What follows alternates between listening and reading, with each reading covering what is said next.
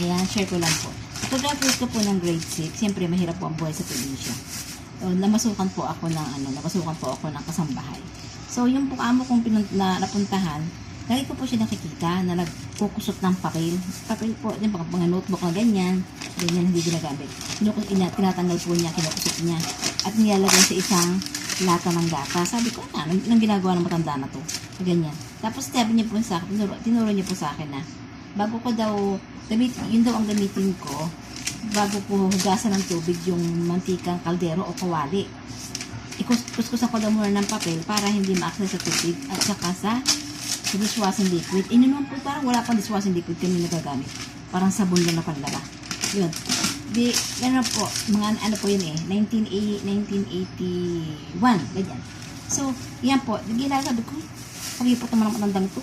Yung tubig lang at saka sabon, nagtitipid pa. So, pinusunod ko po, siyempre, utos So, yan po. Yung ginagawa po yun, tuwing magbag, lalo po sa mga icing, di ba?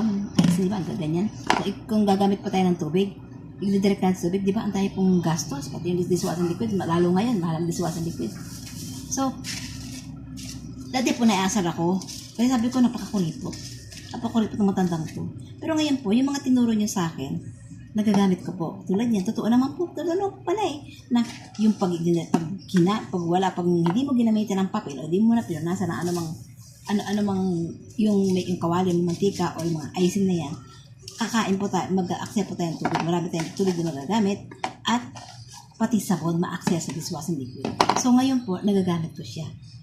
Minsan, sa ating kabataan, pag tayo tinuturuan, di ba, normally na yan yung tayo.